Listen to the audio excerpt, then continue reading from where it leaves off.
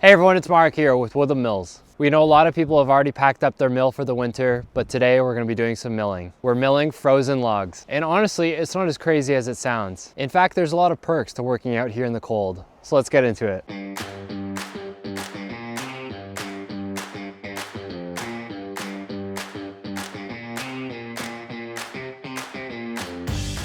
A lot of folks put their mills away at the end of fall. They tuck them in and dust them off in the spring.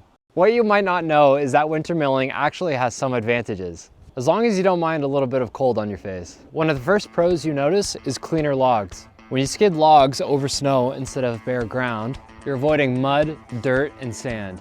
All the gritty stuff that loves to dull a sharp blade. If you're milling softwood like pine, spruce, or fir, winter can actually be your best friend. These pieces are loaded with sticky resin. In the warm months, that pitch loves to gum up blades. But when the logs are frozen, that pitch is way less active. So you get less buildup, less cleaning off your blade, and more actual milling. You also don't need as much blade lubrication. If you do want to use something, make sure you swap the water in your lube tank with something that won't freeze. Adding in some winter grade windshield washer fluid does the trick. Okay, it's not all magical. There are a few things you gotta keep in mind.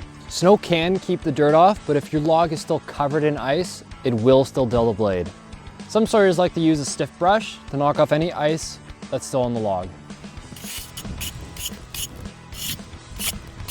I also like to brush off sawdust as I go to avoid it freezing into little clumps.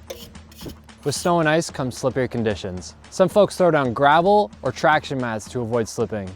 Ask me how I learned that lesson. Actually, don't. Be careful when you're loading logs or using your cant hook. Once you've got your expectations right, your mill will run beautifully in the winter. Clean cuts, less sappy buildup, and I don't have to deal with the summer heat. Honestly, not a bad trade.